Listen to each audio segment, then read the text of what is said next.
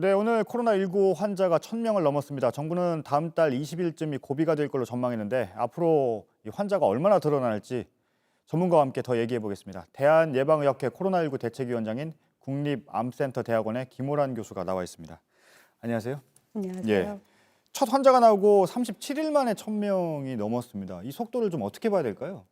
그렇죠. 18일 날 31번 환자가 확진된 다음에 대부분 환자가 나온 건데요. 예, 확산 속도가 빠르다고 생각할 수도 있지만 사실은 지금 진단된 환자들은 이미 증상이 지난주나 이번 주 초에 발생했던 환자들입니다. 예. 그래서 빠르게 찾아내고 있다라는 표현이 더 맞을 것 같습니다. 새로 감염된 게 아니라 기존에 감염됐던 환자들을 찾아내고 있다. 그렇습니다. 예.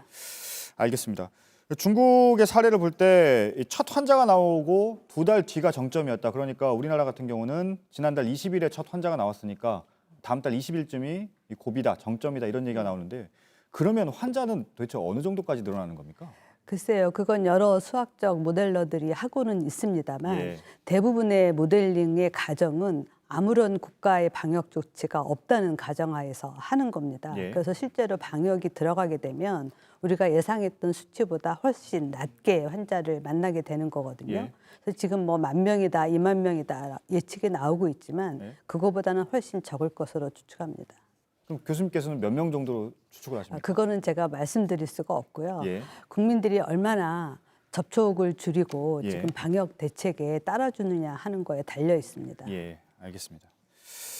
전체 환자의 80% 이상이 대구 경북입니다, 지금. 그리고 다른 지역을 보면 비록 늘고는 있지만 대구 경북만큼 늘고 있지는 않거든요. 그러면 다른 지역은 지금 통제가 되고 있다라고 봐야 되는 걸까요? 다른 지역은 대구 경북에서 감염된 환자들이 넘어가서 전파되는 사례들이 지금 나타나고 있습니다. 예.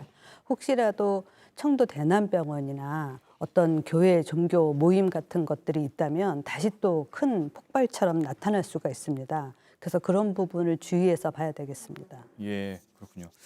오늘 중앙임상위에서는 코로나19 재생산 지수, 그러니까 한 명이 몇 명에게 전파하느냐 이 지수를 말하는 거잖아요. 2.2에서 2.5로 추정하고 있다고 했는데 국내 상황은 어떤 건가요? 국내 상황도 이 중국의 상황과 같다고 봐야 될까요?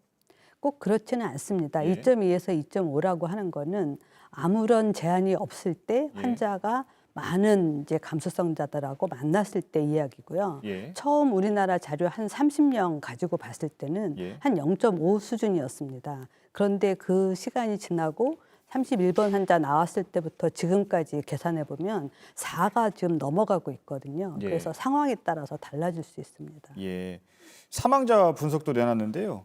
이 폐쇄병동의 고위험군 환자들이 이 바이러스에 노출되면서 사망을 많이 했다 이렇게 얘기를 했는데 바꿔 말하면 폐쇄병동에 대해서는 감염 대책이 굉장히 시급한 상황인데요. 어떤 대책들이 좀 있어야 될까요? 그렇습니다. 저희가 요양병원하고 요양원은 많이 걱정했지만 이렇게 정신병동 같은 경우는 미리 생각을 못했었는데요. 예. 정신병동에 계신 분들이 폐쇄병동이어서 접촉이 많아서 감염이 많이 일어나기도 하지만 이분들이 이제 건강 상태가 예. 상당히 떨어지는 경우가 많습니다. 오랫동안 입원해 계시면서 만성 질환을 가지신 분들도 많고요. 그렇기 때문에 감염됐을 때 지금 예후가 상당히 안 좋게 나오고 있습니다. 예, 그렇군요. 이제 1,000명을 넘었고 다음 달 20일 고비 얘기가 나오면서 장기전 얘기가 나오고 있는데요. 그 의심 증상이 있으면 등교나 출근을 하지 말라는 것이 이제 대응 수칙인 건데 그런데 사실은 감기가 걸렸어도 단순 감기였어도 열이 나거나 뭐 기침을 할 수가 있는데요. 어떻습니까? 이 경우에 다 집에 있거나 아니면 등교를 하지 말면 안 하면 사회적으로도 조금 시급한 상황들이 벌어질 수 있을 것 같은데 어떻게 좀 구별 방법이 있을까요?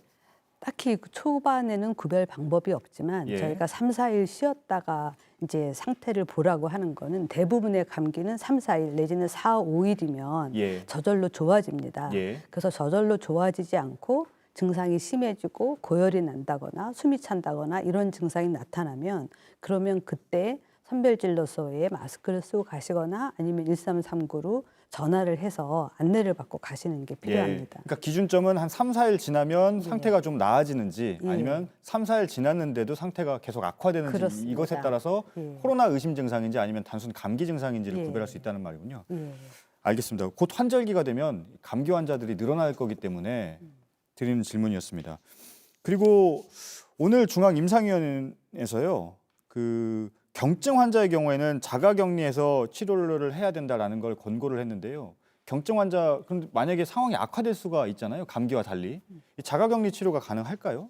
지금 환자가 굉장히 많이 늘어나는 상황을 만약에 가정하게 된다면 예, 의료 시설에서 치료를 할 수 있는 사람은 주로 중증 환자, 예, 그리고 경증 환자라고 하면 자기 집이나 아니면 의료 시설이 아니더라도 왜 우리가 우한 교민을 이제 모시고 있었던 인재개발원 이런 곳이 있잖아요. 예. 그런 곳에서 치료하는 것도 플랜을 세우고 있습니다. 예. 외국에서 나와 있는 지침에 의하면 경증 환자는 집에서 치료해도 좋다. 그렇지만 그럴 경우에는 조건이 있습니다. 집안에 만성질환자나 노인이 없어야 되고요. 예. 집에서 이제 간호를 도와줄 가족이 있어야 합니다. 예.